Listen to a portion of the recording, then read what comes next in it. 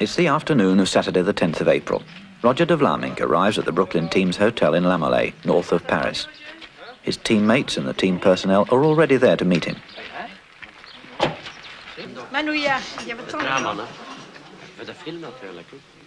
In their tactics, Martens and De Meyer enjoy the benefit of Flandria's experienced sports director, Guillaume Driessens, an expert at making use of inter-team intrigues. In Italy, Francesco Moser is hailed as the new great hope. At last, a new Campionissimo, who might live up to the glorious past, reminiscent of the great Fausto Coppi.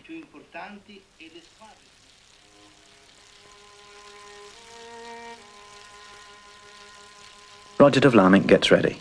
Psychology plays a big part, a question of mind over matter, and Paris Roubaix is a special challenge for him. Like Merckx, de Vlaeminck has won the race 3 times. It's his ambition to set the record of 4 wins in the finest and most difficult classic event in professional racing.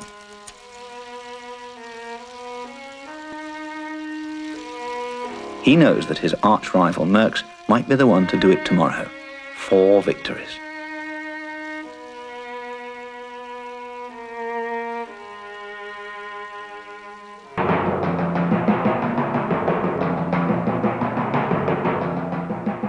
What gives Paris Roubaix its reputation as the hardest and most fascinating of all classic one-day races is the drama which always accompanies the last part of the course, over the infamous l'Enfer du Nord, the Hell of the North. This hell consists of some primitive, narrow country roads with centuries-old cobblestones, les pavés du Nord, roads no longer used for ordinary civilized traffic, but only for the driving of cattle and for a bicycle race. A truly legendary course. Year after year, this hell is the setting for a veritable Dante's Inferno with incredible tortures and even martyrdom. Sometimes the roadside is transformed into a quagmire and the cobblestones into a skating rink. And this hell has become the home ground of the Flemish supermen, an exclusive affair reserved only for the strongest.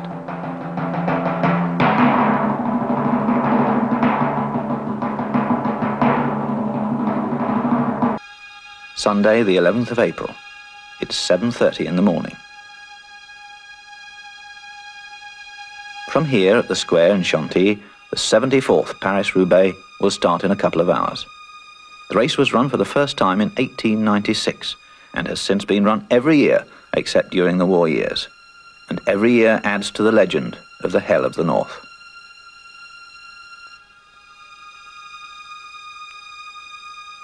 Paris-Roubaix is 166 miles long, but the first 100 miles are ridden on ordinary asphalt roads. It's at Novilly that the course's strategic zone commences, the terrible Pavé du Nord. At the hotels this morning, the teams are getting ready to meet up at the starting place in Chantilly. Each one of the bicycles has been taken apart.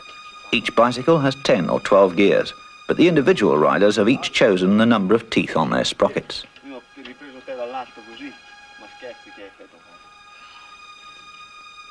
The machines of Moser and his best support rider, Ole Ritter, are equipped with specially strong patented tyres in the hope of avoiding too many punctures on the almost impossible cobbled roads.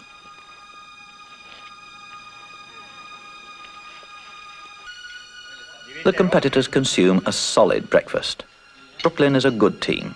Roger de Vlaeminck can expect loyal and effective support from riders such as De Witt, De Monk, Van der Slagmolen, Borgognoni, Gualazzini, Osler. They are all riding for de Vlaeminck's chance.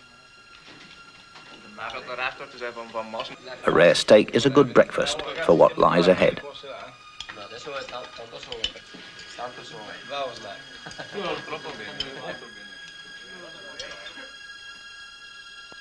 It looks like it's going to be a Paris-Roubaix beneath clear, sunny spring skies. Some of the teams are using the ride to Chantilly as a warm-up in the morning chilly air. Eddy Merckx and his team will also ride part of the way in, but Merckx isn't ready to ride at all until his bicycle is ready. .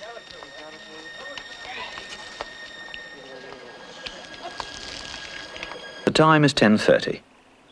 The race eventually started, but with more than an hour's delay, and within a few miles, 3 men have broken away and have gained a slight advantage.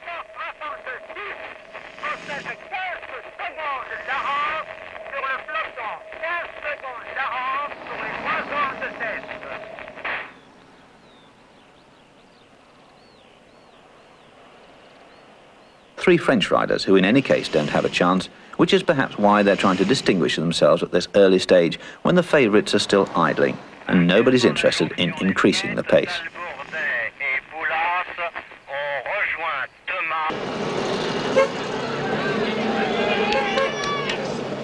A fall, due more to the size of the field than the pace, nothing serious but considerable chaos, which rouses the mechanics on the back seats.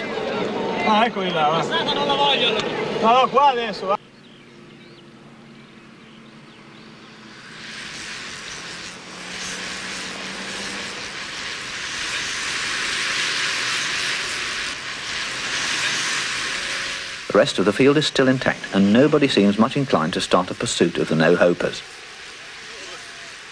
The many motorcycles swarming around the field are press photographers, film photographers, radio journalists, and internal communications people. Besides the official cars is a long cortege of press cars who determine their own position either ahead or behind.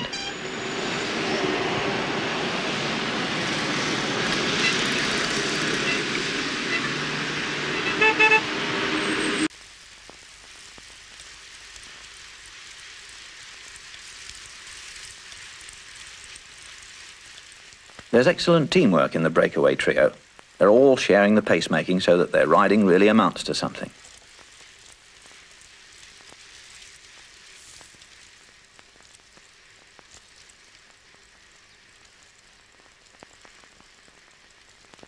They've built up an advantage of nearly 9 minutes, which still isn't particularly disturbing for the main favourites of the race, and the field's pace is still moderate.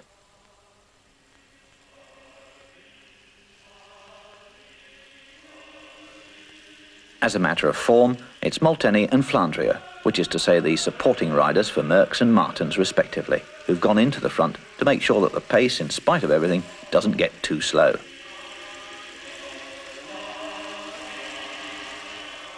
Merckx himself and Martens, they've gone ahead on a quick reconnaissance of the situation.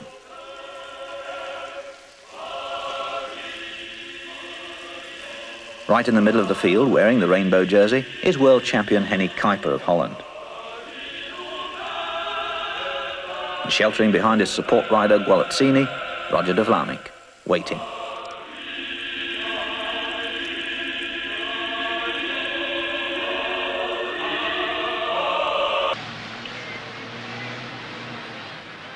A Brooklyn rider raised his arm, and Brooklyn has drawn first position in the line of service cars, so they're on the scene without having to pass the others.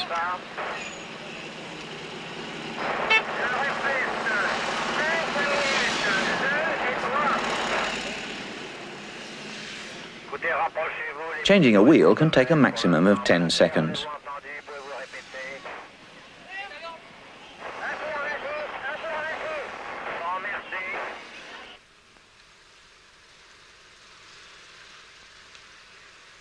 The three up ahead now have a good 5 minutes lead, just before Saint-Quentin.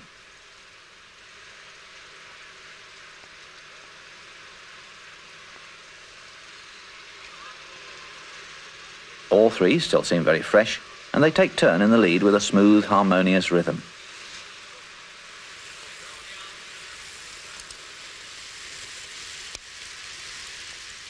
The smaller man with glasses, Mariano Martinez, is better known as a good mountain climber. His slender physique and characteristic upright style is better suited to the mountains than to the flat roads.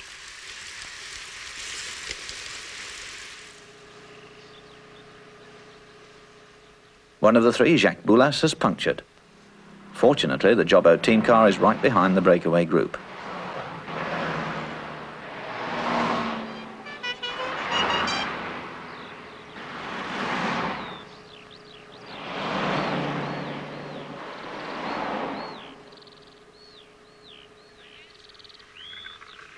Off again.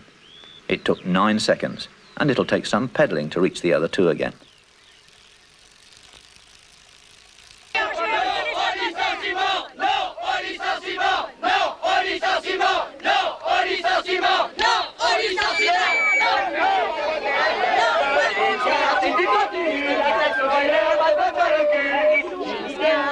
continue la classe ouvrière de votre fête. Dis-leur, mon gamin, que tu veux vivre aussi, toi. Il n'y a pas de raison, on y passe des milliards de fois tous les repas mangés. Dis-leur à ces messieurs qui sont là. Le service d'ordre avec nous. Le service d'ordre avec nous. Le service d'ordre avec nous. Je ne dis pas qu'ils crèvent la faim et qu'ils aillent à l'université pour être au chômage. On est solidaires des étudiants, solidaires de tout le parti ouvrier. Dis-lui, mon gamin, tu veux vivre.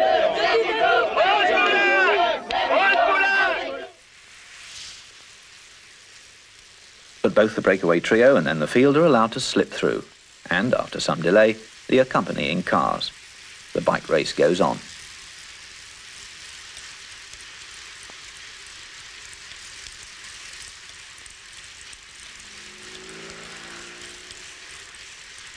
The trio's advantage has begun to diminish because now they're approaching l'Enfer du Nord.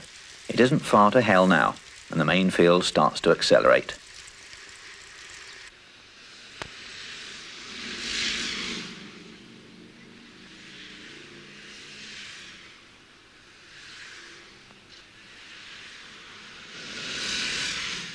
Through Le Cateau, only 4 miles before the first cobbles, and the field have gathered speed.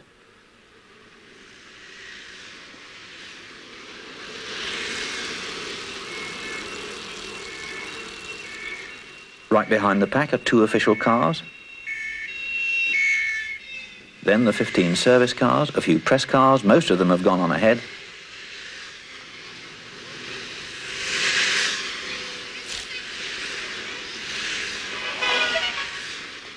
The doctor's car, an ambulance, more press cars. The cavalcade ends with the broom wagon, so called because it sweeps up the riders who've retired from the race. Then the bike rack car to carry their bicycles.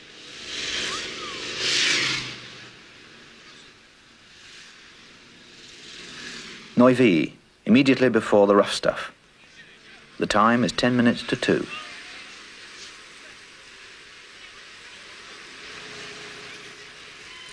A single rider in the lead. It's Talbot, one of the 3 breakaways. And then there are the other 2, Martinez and Boulas.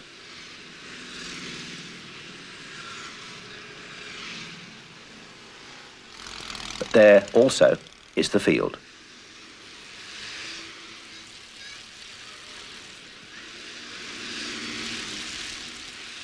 It's important to be among the first in on the pavé, as the twisting cobbled roads cause an immediate spreading of the field.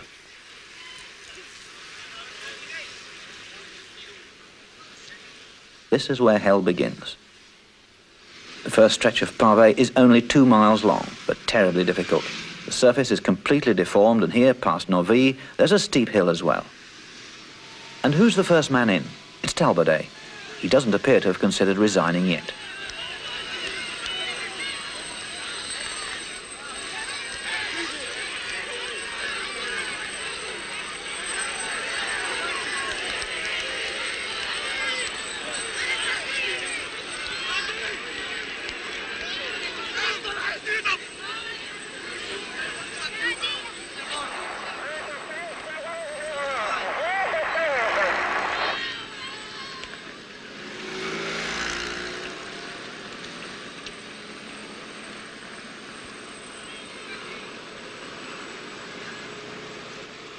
But then it happens. The front of the field catches up with him and streams past. It's Roger de Vlamingh, followed by Walter Planckaert.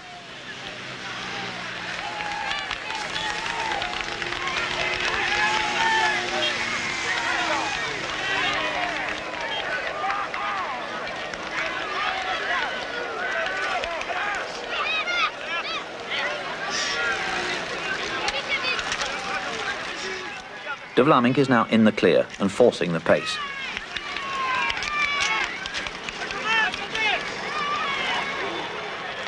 There's panic in the field and signs of disintegration.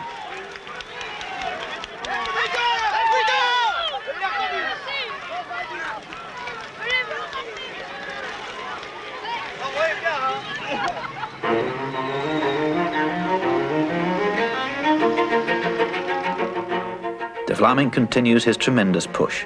Not that he intends to go it alone, but rather to provoke a state of alarm and split the field.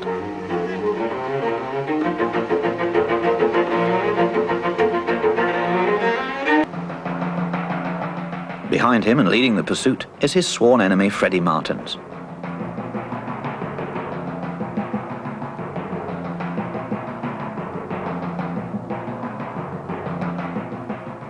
André Dirks is at his rear wheel, and they have De Vlaeminck under control.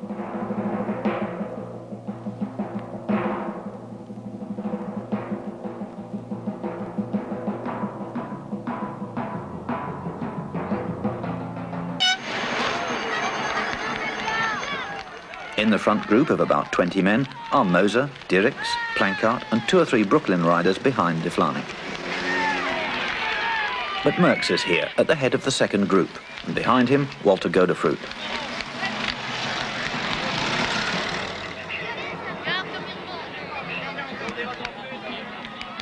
There's Talbot of the 3 breakaways, the one who held out the longest.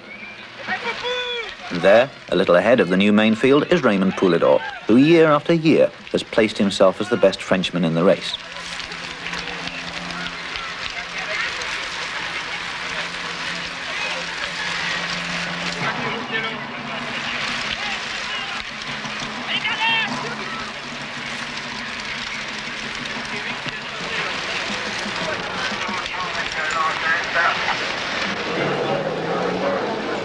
At the rear, the weak and the more unfortunate are being left behind, while those who don't like cobblestones prefer riding along on the roadside. An accident here on the first stretch of pavé can be disastrous. This is where the broom wagon has something to do when they start giving up.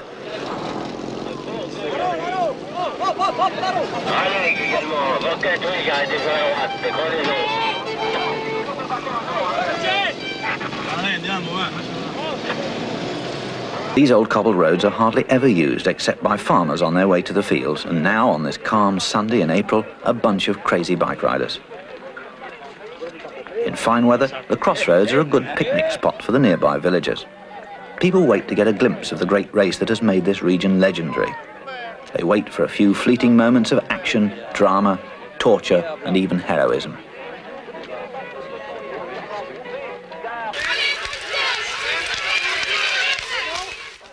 A mile later, and the situation is fairly obvious.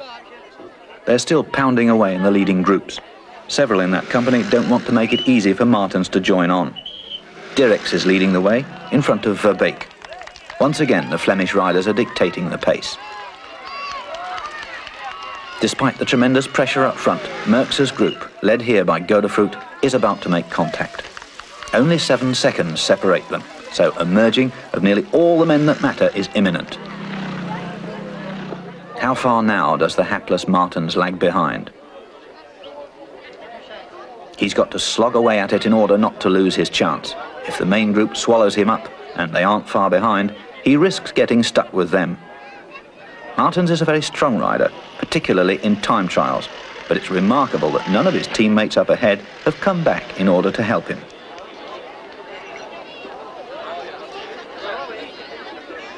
The gap is 40 seconds between Martens and the leaders.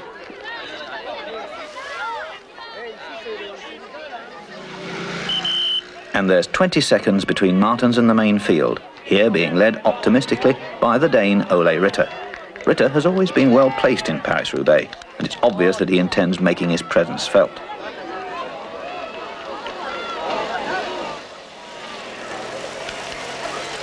There are other good riders in this group too, who will contribute to narrowing the deficit, hoping that sooner or later the speed up front will diminish. But most of them are doing their utmost just to keep up. The back end of the field is starting to fall apart, and one by one the stragglers have to call it quits. The weeding out mercilessly continues. Following the main field comes the line of vehicles.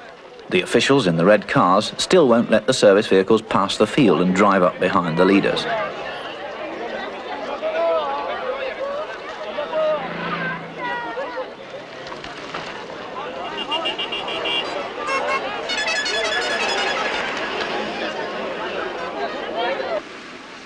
The red Peugeots also direct the traffic, They're the command centre of the race, from which the other vehicles are kept notified about the positions of the riders by radio, and likewise the service cars are called up singly when needed. A fall, number 163, Hervé Enordi of France. He won't be getting back on his bike today.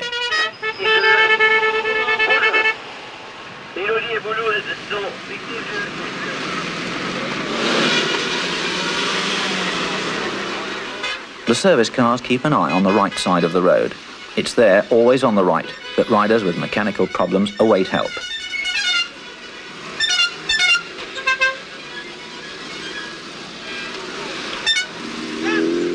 Such as here, for example. It has to be quick now, because so much is happening up ahead. And he'll have to do the best he can with that wheel.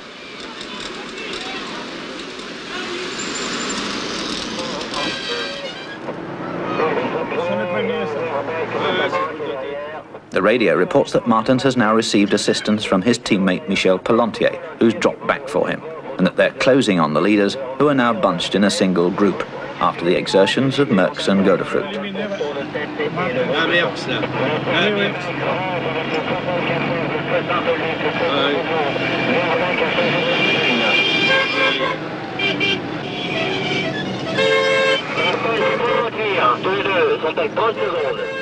Now de Vlaminck has to be notified that Martens is approaching.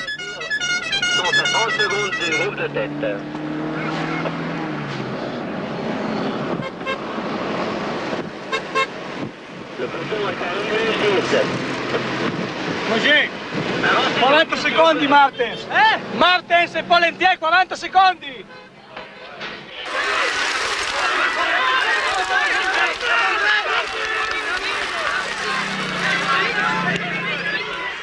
This breakaway is a tactical manoeuvre. Neither de Monk nor Osler are among the real contestants in this race. They've been sent by de Vlaminck with the intention of forcing his rivals to greater activity. It's obvious that de Vlaminck wants to dictate how the race is to be ridden this year. He's on the offensive, even with this ploy by his own support riders.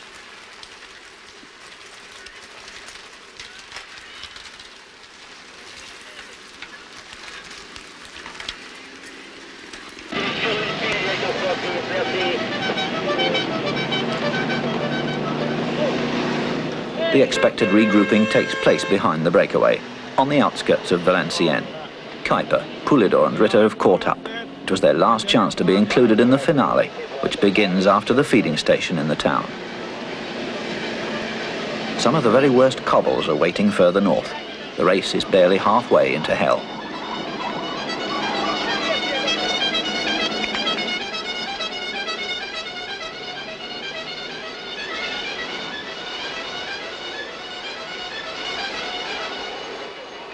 The second feeding zone is right outside the Café de la Place.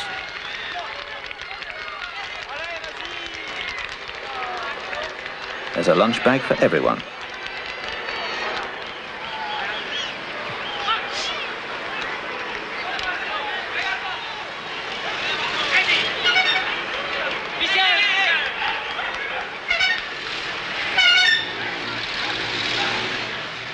And it's also where many of the riders dismount. The hopelessly outdistanced, the weary support men who may feel they've done their duty, some even that it was well performed. They know that here the team personnel are ready to take care of them, and that there's transport to Roubaix.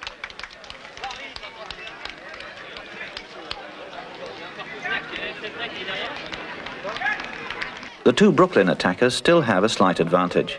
It can't go on for long, because Merckx, as usual, has assumed the role all the others are eager to see him in, the lead position. Once in front, he heads the pursuit like a locomotive. It falls into place for de Vlaminck. Merckx now has to ride after the breakaway, which de Vlaminck has organised. Merckx is causing the group to string out.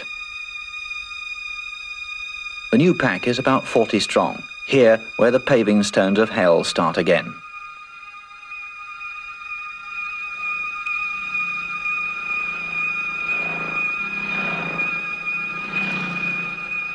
Barely 2 hours of the race remain, and a more comprehensive sorting out is imminent. Soon the long column will be thinner.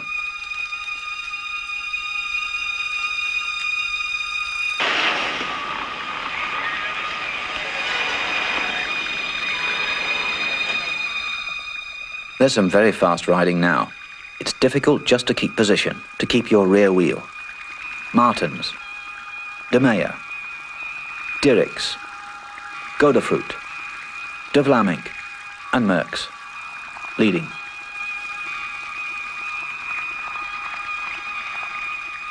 Merckx attempts to break the others with his tremendous power.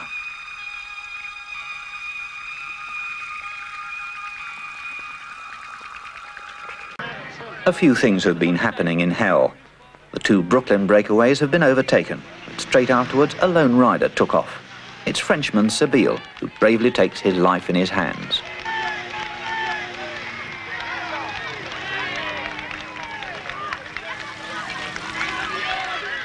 But he doesn't get very far. On the left, Martin's leading man, Marc De Meyer. On the right, Godefroot. Merckx has temporarily stopped his attempts to split the field. Everyone is happy to take a breather.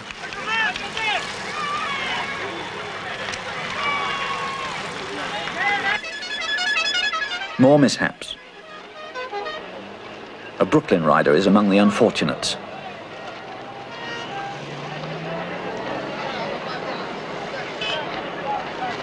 And there lies Walter Planckaert. He might have been one of the strong men, but his luck ran out, as it does for so many. They're waiting for the doctor and for transport as the Brooklyn car rushes off to De Vlamingh again.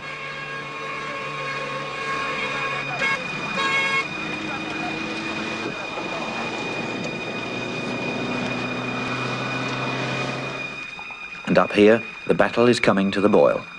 Every other second, the rhythm is broken by somebody trying to break away. All the favourites are active now and have put themselves at the front of the field. De Vlamingh, De Meyer, Godefroot, Martens, Donguillaume. They keep a sharp eye on each other. Martens has taken the lead. But off to the right, De Vlamingh suddenly attacks. Way out on the side of the road, he pedals away in a new attempt to get free.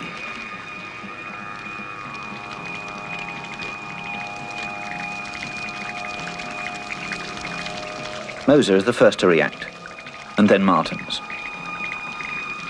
And this time they know that it's do or die.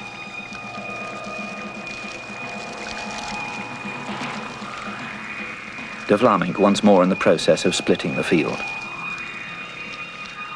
Martens gives it all he's got to overtake his two rivals. Finally, he catches up with them. Right behind him is Godefroot and Raas, and so the situation levels off. But the field shrinks. About 25 men are still together, with around 22 miles still to go to Roubaix. One after another, they falter.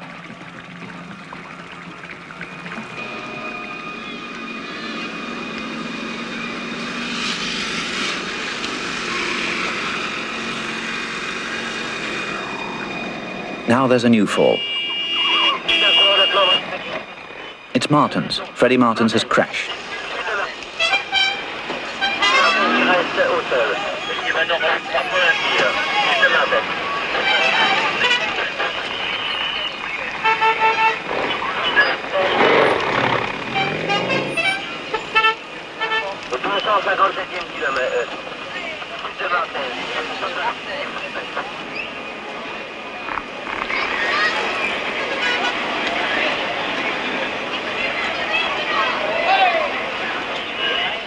The young Belgian star has no hope now of success.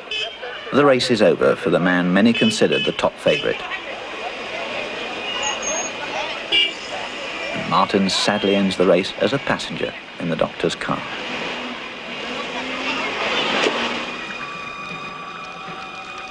Walter Godefroot has taken the lead, and now it's his turn to force the pace so that it hurts.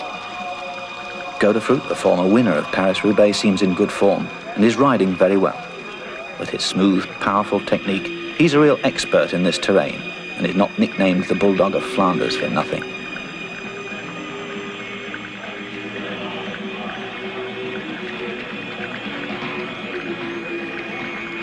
And suddenly it happens.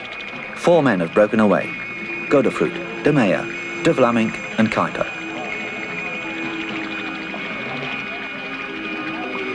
De Vlamingh looks back and proceeds to increase the speed even more. Notice De Meyer tucked into De Vlamingh's slipstream. He's riding for himself now. The crash by his captain Martens has released him from all obligations.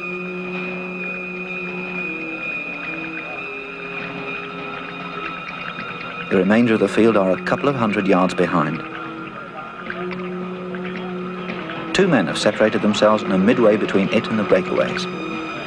They're the 2 Frenchmen, Poulidor and Donguillaume, desperately trying to include themselves in this undoubtedly decisive escape.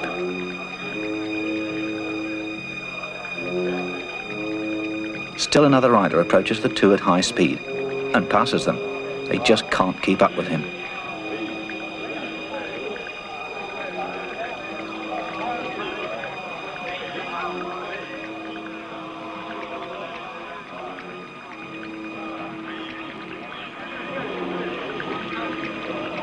It's Francesco Moser with his distinctive style. His still aerodynamic position on the bicycle is an imposing sight of almost effortless rotary action.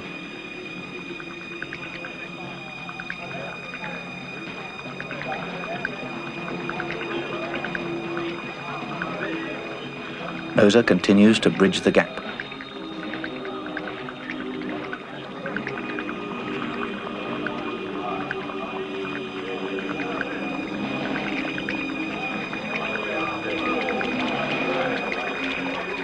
And now Moser has made it, and there are 5 men in the leading group.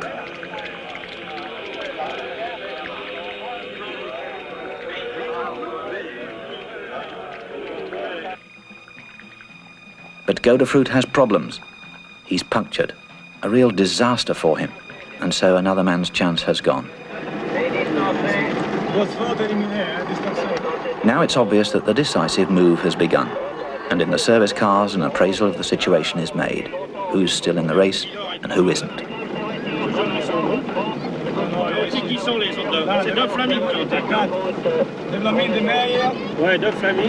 The Italian Moser, the rival Belgians De Vlamingh and De Meyer, the Dutchman Kuiper in the world champion's rainbow jersey. These are the 4 who've gained for themselves a vital position.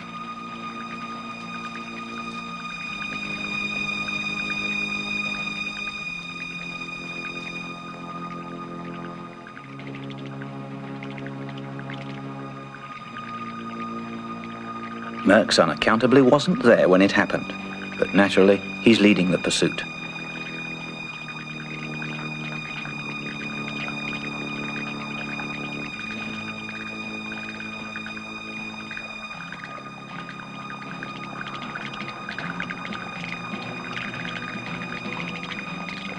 The Eurovision TV camera is positioned directly behind the 4 leading riders.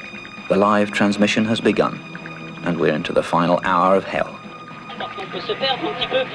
The 4 breakaways, how great an advantage do they have? 5. And here comes a single rider. It's the Frenchman Donguillaume, about 50 seconds behind the quartet.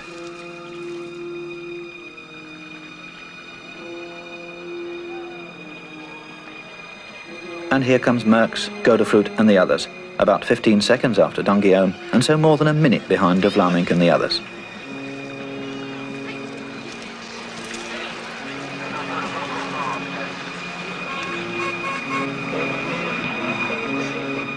Some of the worst pavé lies close to Roubaix, and on these misshapen roads in these dust clouds, a lot can happen.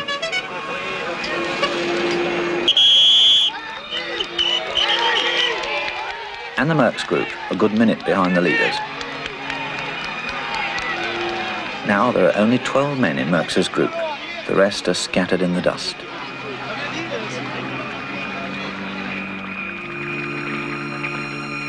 Moser and De Vlamingh are doing all the work in the lead group. They're the ones making sure that the distance between them and their pursuers is constantly increasing. Neither De Meyer nor Kuiper take the lead. They're just hanging on, or are they being crafty and saving their strength? De Meyer glues himself to De Vlamingh's rear wheel. He's been in that position since the start of the breakaway. He's still marking De Vlamingh, and in so doing, furthers the war that Martens and de Vlaeminck are waging against each other.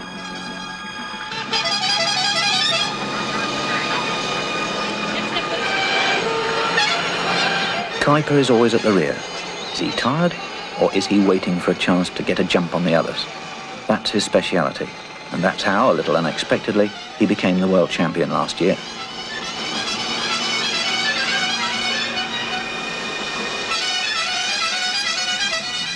The rest of the way is ordinary asphalt road. It's unlikely now that anybody in the rear group can catch up.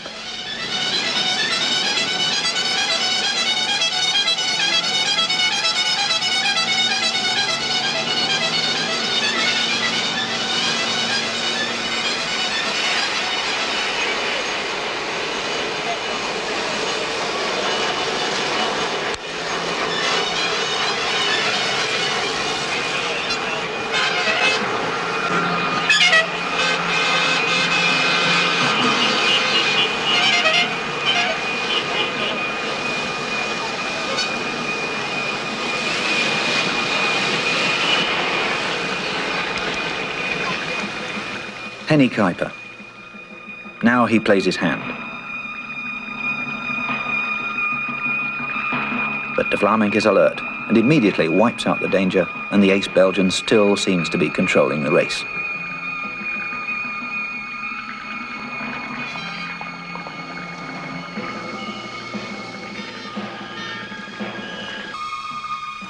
On the final miles, de Vlaeminck again keeps the pressure on. His pacemaking is tough and exhausting. It looks as if he's trying to force an early showdown. By continuing his attacks, he's hoping to drain the power from his three companions.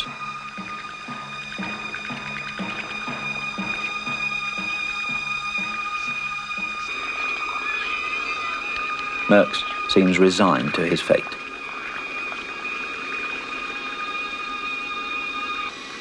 Moser tries to make a break for it, but again de Vlaeminck parries the move in a flash.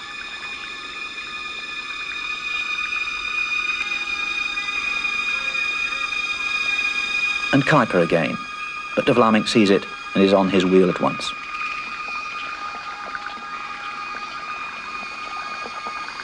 Eddy Merckx. The race is over for him. He hasn't been able to dominate this one.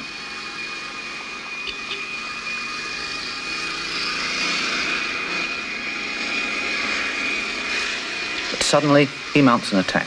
Only a Merckx would attack at this late hour. The final kilometre. Which of the four is the best sprinter? Normally it's de Vlaeminck, no doubt about it. And then Moser.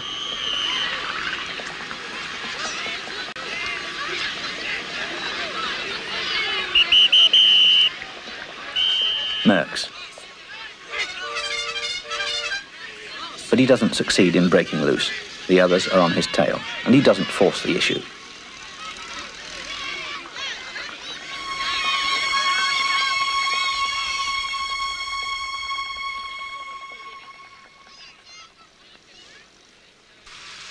The time is 10 minutes past 5. A little relaxation before riding into the stadium.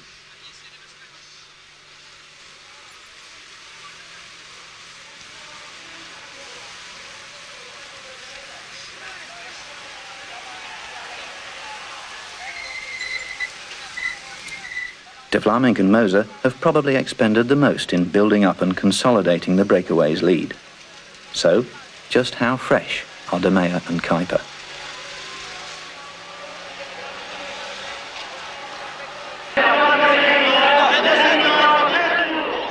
There are 1.5 laps to do on the track. De Vlaeminck maintains his command of the situation.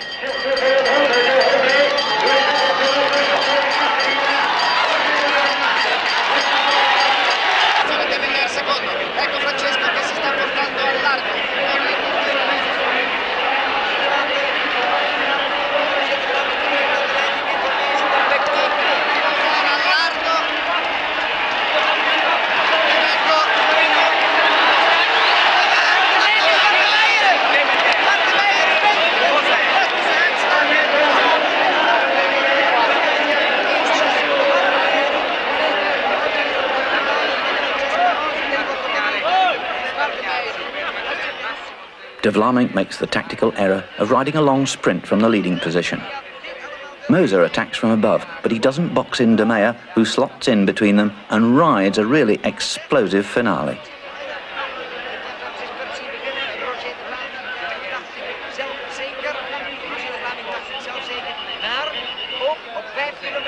First, Mark De Meyer.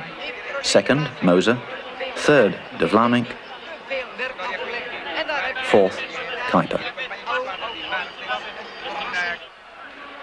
Meanwhile, Merckx's group approaches the stadium. 4 riders have detached themselves: Jan Raas, Merckx, Godefroot and Donguillon.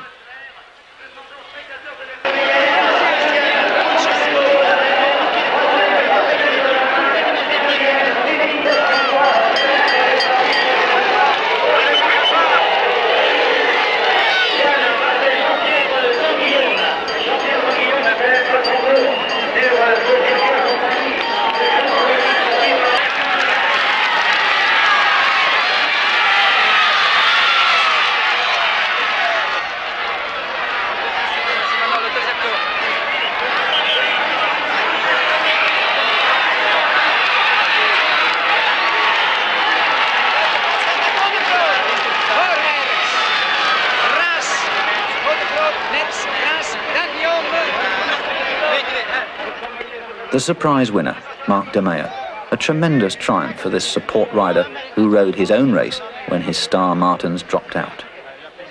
And victory is especially sweet, snatched as it was from the hands of Martens' arch-enemy, De Vlamingh.